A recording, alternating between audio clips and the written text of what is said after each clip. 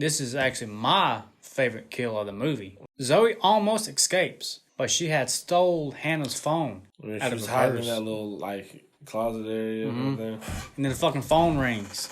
And it's game over from there. Jacob takes the fucking phone and shoves it down her fucking throat. She can't handle it. No. She can't be wifey if you can't. Fucking stupid. Let me tell you how it's about to go. Let me show you the towel you're about to throw. This is hip-hop, try to run in our house, or knock your ass straight out the door. I'm the enemy's epitome, the fantasy, my tendency to mentally give your career the death penalty. I instantly advise you to match my intensity, try to fit my brain like Jackie Kennedy. I'm so tired of the why not, tired of putting MCs in a pine box. You motherfuckers couldn't even hit me in my blind.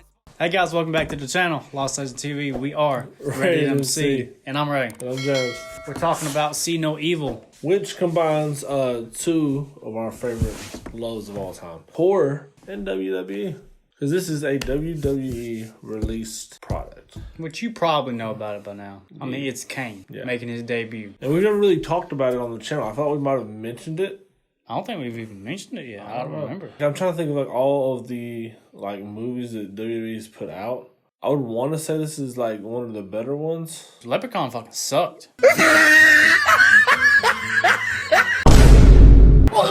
But anyway, we're talking about See No Evil because it is a horror movie and it stars the big red machine, Kane, who is now the mayor of Knox County.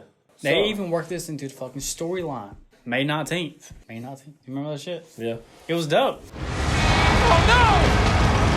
Rob Conway! Oh, that's a duty for a referee. Look at this. Oh! Because I remember being a kid and watching it. It's like, oh, fuck yeah. Kane's in this. Yeah.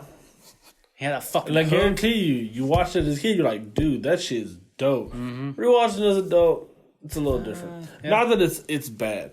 There's two cops went into this abandoned hotel. It was Frank and his partner. You remember his partner's name? Blaine. Blaine. So Frank and Blaine are in this hotel. They come across Jacob Goodnight. They don't really know his name at the time. Jacob takes out Blaine. Just fucking bodies his ass. Cuts off fucking Frank's arm. Yeah, straight up. Gone. Yeah. But Frank gets a shot to the head. Thinks he killed him. Thinks it's the end of the story. He, for whatever reason, stays a police officer. They also had found a woman that had her eyes ripped out. It goes to some pretty fucked up things in this movie, which kind of makes the movie good. So you jumped about 4 years later. Frank has a new partner, a female named Hannah. They go to the Blackwell Hotel. They have these teenagers, young adults. Kind of like delinquents, I think that's how they would describe it. They're there to clean up the Bad place. apples. Yeah, bad apples. Christine, you got Kira, Zoe, Michael, Russell, Tyson. And they're all here. It might be community service. You can just tell they don't want to fucking be here. Oh, they don't. Like they straight up like, fuck this. But so then you have Margaret, the owner, showing them around the place. Basically, hey, y'all take this, y'all take this, y'all take it there. The place has been abandoned for years. Dusty, the fucking windows are boarded up. I want to say there was a fire. A couple of them, Tyson and Richie to be specific, they decided they were going to go to the top and look for the owner's safe. Try to get some money out of this shit. But instead of finding the safe, they found a dead body. And this is where we see Jacob Goodnight, Kane, for the first time. Richie freaks the fuck out and runs off. But this is where you get Kane's big ass fucking hook on a chain. He fucking ghost riders that shit and pulls him into the fucking elevator. Like, it was badass. It was nice. Nice. You remember they used that in a storyline? I remember he would literally drag motherfuckers with a chain. So they're talking, and Margaret realizes, hey, this fucking elevator's being used, and it's not supposed to.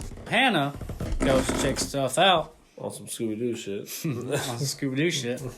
And she gets killed in the elevator. So basically, after that, Christine and Kira decide we need to get up out of here. Kira just wants to get out. So they're trying to get out, but then here comes Jacob again with the motherfucking hook. Pulls that bitch into a dumbwaiter. Miraculously, she didn't get killed by that. Richie died, but she didn't, which was kind of weird. Like, I would have been like, oh, I said she died too. But no, she's right back in it later in the film. She's a gangster like that. I guess.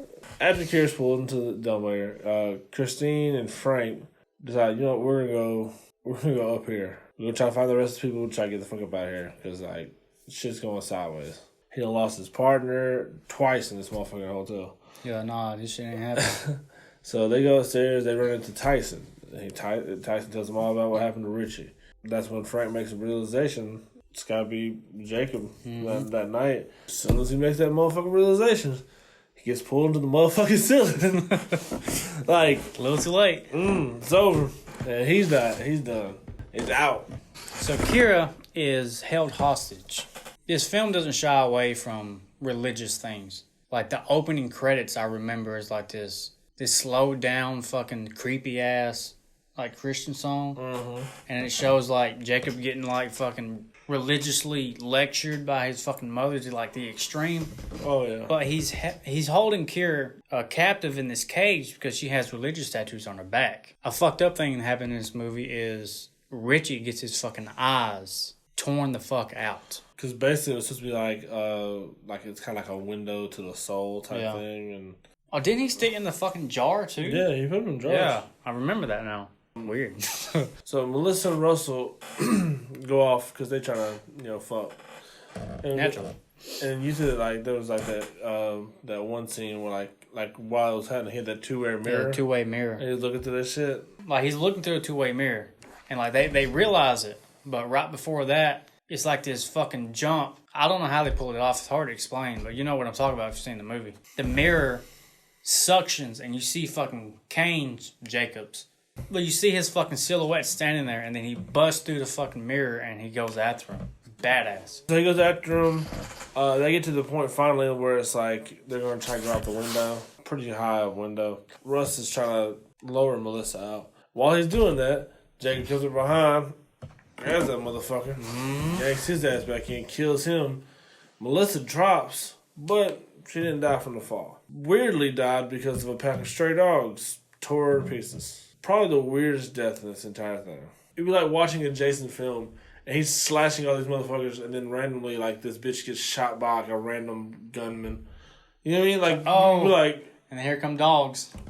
no, not even like the dogs part, like just the randomness of having dogs kill her instead of Jacob. Yeah, that's what I'm saying. It would literally be like Jason's chasing you, he disappears, you're like waiting for him to come around, and some random dude just comes around and just shoots you in the fucking head, and you're just like, oh fuck. Nonetheless, she died. So Jacob then goes after Michael and Zoe. This is actually my favorite kill of the movie. Zoe almost escapes, but she had stole Hannah's phone out of her hiding in purse. that little like closet area and everything. And then the fucking phone rings, and it's game over from there. Jacob takes the fucking phone and shoves it down her fucking throat. She can't handle it. No. She can't be wifey if you can't. Fucking stupid. Michael finds Christine and Tyson, and they encounter Jacob. Michael gets knocked out. The other two, they temporarily get away. Yeah, they went up the elevator shaft. They find Kira, and they're trying to get her out of the cage. But then, of course, Jacob comes right back on the motherfucker, and Tyson decides to distract him. But here's the thing that pisses me off about that. It's one of the stupidest deaths ever fucking seen. He got tased to death. By his own taser. His own fucking taser. That's so fucking stupid. Like, he gets killed with his own taser. It's so fucking stupid. It's like it's the worst death in the film for me. It's terrible. It's awful. A few minutes later, we found out Margaret, who was in charge of the Blackwell Hotel, is actually Jacob's mother.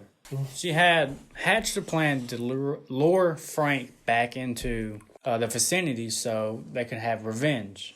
Because because he shot Jacob in the head. That's what they wanted, was just get the revenge on him.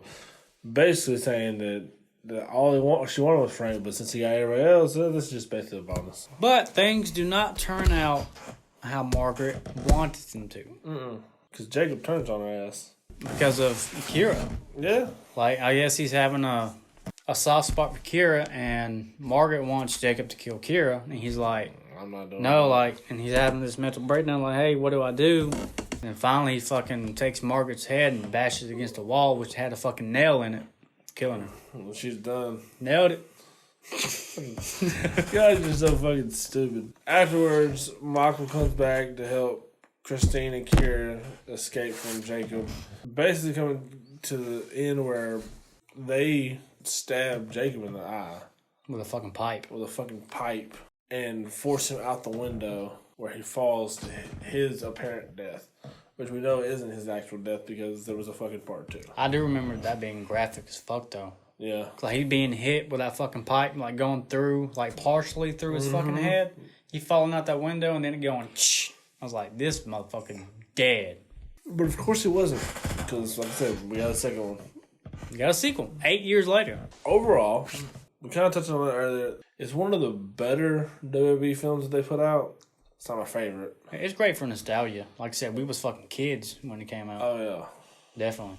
And it's cool to see fucking Kane, Oh, yeah. you know, as a fucking villain, killing people. I wouldn't rank it high among, like, horror movies in general. You know what I No, mean? I mean, but for like WWE making an attempt and like Kane making his debut in horror, it wasn't like a tragic thing, you know? It wasn't a catastrophe. I mean, it was a decent film. A lot of fucked up things, but overall, pretty good. So, tell us what you thought about the film. If you're new, subscribe. Check us out on all our social medias. And until next time, y'all. Deuces. Adios. On the couch like damn, what a slam. Then it's back to you, grouches. My crew just might roll on you like